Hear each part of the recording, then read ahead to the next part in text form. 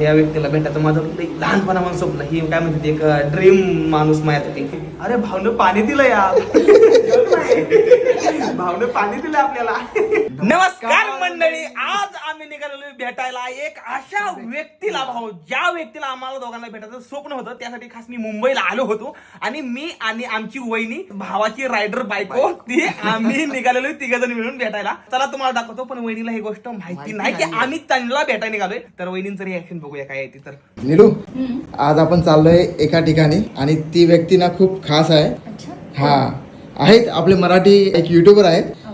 त्यांचं एक वाक्य सांगू तुला, आयुष्य खूप सुंदर आहे फक्त राईड करता आली पाहिजे. हा, आपण जात आहोत त्यांच्याकडे.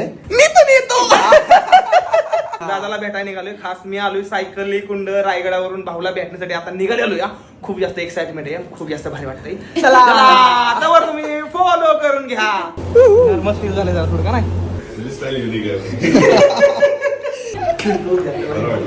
या व्यक्तीला भेटायचं माझं लहानपणापासून स्वप्न. ही काय म्हणते एक ड्रीम माणूस माझ्यासाठी. खूप जास्त भारी वाटतंय. मला अजून विश्वास नाही. म्हणजे आज पहिल्यांदा कोणीतरी विसरलं काय बोलायचं ते. पाणी. अरे भावनं पाणी दिलं यार. भावनं पाणी दिलं आपल्याला. काय म्हणते, कशाला त्रास देतो घरी का बोलली? आम्हाला बोलली घरी मला यायचं मी येणार.